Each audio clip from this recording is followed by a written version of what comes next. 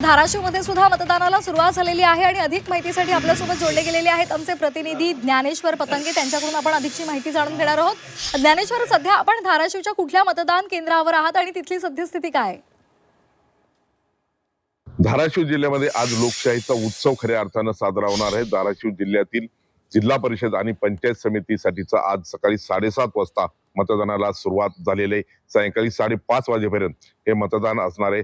जवळपास 11,45,000 मतदार आज मतदानाचा हक्क बजावतील।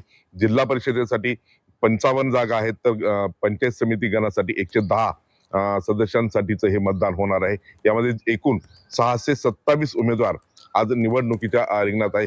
खरं तर ही गावगड्याची आणि कार्यकर्त्यांची निवडणूक मानलेली जाते आणि त्या अनुषंगाने जिल्ह्याचं राजकीय भवितव्य ठरवणारी ही निवडणूक आहे। धाराशिव जिल्ह्यामध्ये या सगळ्या निवडणुकीला अनन्य असं साधारण महत्व या वर्षी प्राप्त झालेलं आहे, कारण मागच्या 5-6 वर्षानंतर खरं तर ही निवडणूक होती आहे।